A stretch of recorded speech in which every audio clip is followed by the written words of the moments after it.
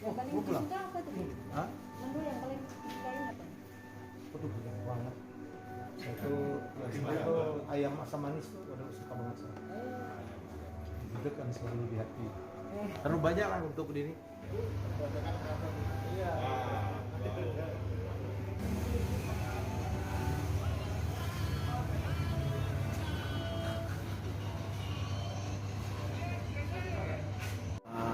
Di tengah serbuan banyak sekali produk-produk kuliner gitu yang berasal dari luar ya. Dulu kita diserbu oleh fast food atau makanan-makanan restoran-restoran dari Amerika, dari Eropa, kemudian dari Jepang, dan sekarang dari Korea, ya malah dari negara tetangga gitu, Malaysia, Singapura juga masuk. Jadi menurut saya kehadiran atau eksistensi dari Wong Solo Group ya, termasuk yang inovasi terbaru, penemuan terbaru makanku ini harus didorong. Saya kaget begitu beliau bilang, oh ada 100 menu ya, dari seluruh Nusantara dikumpulkan, dilestarikan, karena ini penting ya, karena anak-anak kita sekarang kalau kita biarkan lebih paham dengan makanan-makanan dari luar ya. Sementara kehebatan Indonesia itu adalah kekayaan dari kuliner kita. Saya sekarang banyak sekali yang membantu pariwisata ya. Saya dekat dengan Pak Menteri dan Menteri Parekraf, sahabat saya yang saya sering memberikan masukan ya, dan menurut saya industri kuliner itu adalah industri andalan, menghidupi demikian banyak orang ya, dan menurut saya warga Solo harus bangga ya, ada perusahaan yang berbasis dari Solo ya, dan cita-citanya beliau ini dari Solo kita mendunia ya, bagaimana makanku terutama ya bisa merambah ke seluruh dunia, karena makanan Indonesia itu enak-enak, tinggal promosi ya, tinggal kita bagaimana mensosialisasikannya ya, kekayaan variasi dari makanan-makanan Indonesia wajib kita dukung. Jadi itu yang membuat saya begitu Pak Puspo mengundang saya ya, tadi saya masuk ke pabrik ya Pak, saya senang banget. Wah ternyata sangat memperhitungkan masalah higienis, sangat modern. Ya makanan modern itu apa? Enggak pakai pengawet, itu penting tuh. Dan saya melihat sendiri proses produksinya itu banyak sekali masih menggunakan sentuhan tangan, walaupun banyak mesinnya, dan itu membuat cita rasanya tidak hilang. Saya mencoba banyak menu tadi, ya termasuk menu dari kota saya, dari Palembang tadi, dia Pinang tadi Pak, Pinang iga segala macam. Menurut saya wah ini menarik. Jadi dari Solo kita merambah dunia ya. Saya kaget begitu beliau mengatakan ada 12 counter Wong Solo di Malaysia, ada satu di Jeddah ya Pak ya. Jadi saya bilang Pak, kalau kita tahu untuk membuka restoran-restoran di seluruh dunia itu susah, kita melupakanlah mimpi kita untuk mengejar Thai restoran, Vietnam restoran yang sekarang sudah banyak sekali di luar negeri, karena sulit sekali dan setiap negara mempunyai kesulitan yang berbeda-beda. Tapi kita tidak kehilangan akal untuk memperkenalkan masakan Indonesia melalui ready to eat-nya ya, produksi dari perusahaan kebanggaan Kota Solo. Saya pikir ini wajib kita dukung. Jadi untuk itulah ya, saya hadir ke Kota Solo dengan segala senang hati. Saya belajar banyak juga dari beliau bagaimana berbisnis ya, bagaimana karena banyak sekali saya sekarang menjadi business coach ya, menjadi coach bisnis dari anak-anak muda, dan sharing dari Pak Puspo ya, tokoh senior dalam bidang kuliner. Udah berapa puluh tahun Pak? 30 lebih ya, 30 tahun lebih, mulai dari kota Medan sampai merambah ke seluruh dunia, Indonesia dan dunia.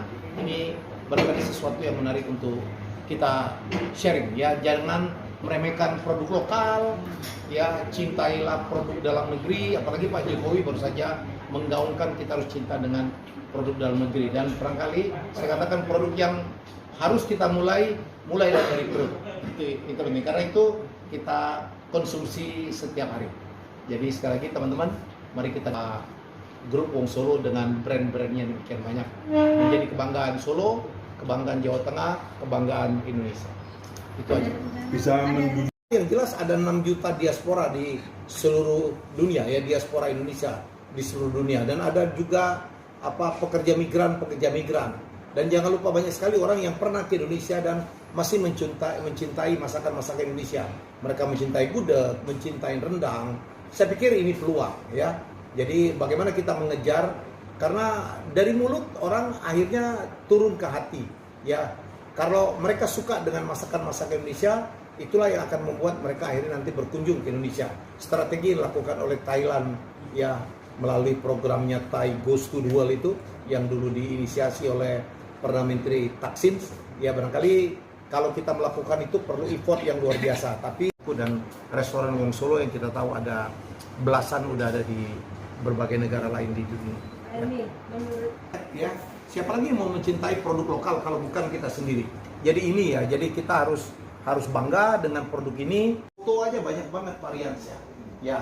Walaupun kadang-kadang ada yang mengatakan mungkin Indonesia tuh sulit ngetop gara-gara kebanyakan gitu ya. Jadi tapi itu ya udahlah, kita inikan saja. Kan bukankah CNN juga pernah bikin survei makanan terenak itu kan nomor 1 nomor 2 itu makanan Indonesia, yaitu gitu Pak. Mengajak Pak Menteri untuk ketemu. Ya, silakan saya sampaikan. Nggak banyak di pasaran karena ada sebagian masih menunggu izin ya Pak ya. Jadi kita barangkali minimal dibantulah masalah perizinan ya. Ini juga teman-teman wartawan juga bisa menyampaikan ya, kita harus mendukung produk kita sendiri. Terutama dalam bidang pemasarannya, branding dan juga bagaimana kita bisa internasional itu. Dia kan juga kakaknya Mas Tantowi juga ada di Selandia Baru juga mencanangkan produk-produk Indonesia dari satu kayak outlet ya, kayak itu mengumpulkan produk Indonesia. Ini perlu juga bisa ditindaklanjuti, kita bisa masuk ke sana dan juga bisa duta-duta besar seluruh dunia juga bisa mengikuti cara jejak seperti Bang Tantowi ya. Saya kira itu, dan ini potensi sekali untuk mengenalkan masakan-masakan tradisional Indonesia. Jadi saya sebagai penggagas atau pelaku bisnis makan juga ini betulnya makanan, semua makanan ciri khas masakan seluruh Nusantara. Ini berawal dari kita mengajukan permohonan untuk bisa tender ke haji waktu itu tahun yang lalu ya. Kita ada termasuk salah satu pemenang ya, dari 4 itu pemenang kita ada pemenang juga, mendapat menang, dan itu ada wacana yaitu untuk ionisasi. Ionisasi itu setiap penduduk atau penduduk daerah itu bisa menikmati makanan daerahnya masing-masing minimal. Ionisasi itu penting sekali karena hampir 40 hari orang di sana. Itu kalau dulu ya makan itu aja udah nggak ada. Tapi besok akan menemu orang Indonesia itu, terutama misalnya orang Solo, minimal menemu selak ya. Terus menemu lontong opor, semur, terus juga gudeg misalnya. Tengkleng Pak. Tengkleng. Dan juga dan ini kami adalah teknologi yang mana kita bisa mengawetkan ya, dan juga bisa mengamodel itu resep-resep supaya tidak hilang. Dan ini bahaya karena kalau lihat di Solo ini kota kuliner tentunya, tapi generasi yang ketiga udah hilang. Kenapa tutup? Siapanya udah beda rasanya. Nah ini ya, akhirnya memang anak-anak generasi yang berikutnya udah lari ke makan, kan nggak enak ya Mang. Akhirnya memang kita kalah. Jangan fast food sudah berdatangan besar-besar di sini ya. Sehingga memang dan 24 jam juga. Ini akan bergeser kalau tidak ada yang betul-betul memperhatikan ini, kuliner di Solo ini.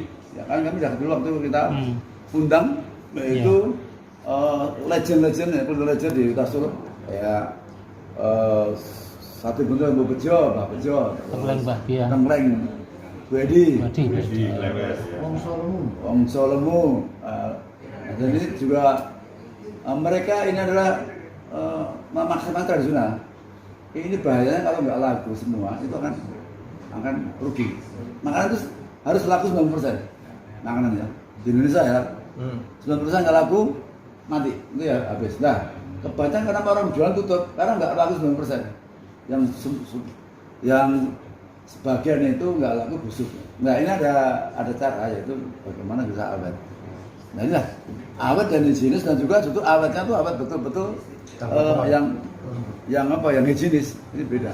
Nah dulu konotasinya kalau makanan siap saji awet itu kan konotasinya kan berarti kan satu nggak enak, dua nggak higienis, tiga bahaya, empat udah. Itu yang konotasi yang dulu makanan yang siap. Nah ini kita tersebut, dan saya juga mewakili dari LIPI ya. Kami sebenarnya didikan dari LIPI Jogja.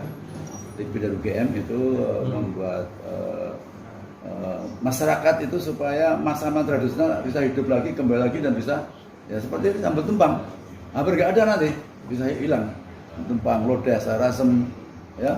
Terus juga pecel, gado-gado, juga tahu kupat. Ya. Ini kita awetkan, dan ini bisa kita ekspor ke dunia, dan banyakkan dari Jakarta dan sebagainya masuk ke Solo. Sebetulnya dulu kebanyakan hanya cari makan ya. Orang di Jakarta tuh sampai hanya 1 jam bolak-balik terbang mau makan aja ya, tengkleng waktu ya. Ini kan juga harus diperhatikan, pemuda ini harus, itu peluang juga komoditi masalah bidang kuliner itu sangat menarik dan besar ya. Ya kalau ini nggak kita lestarikan, nggak kita budayakan, dan kita kemas dengan baik mereka ya. Makanya kita juga mau kerjasama mungkin dengan pemuda sini. Udah.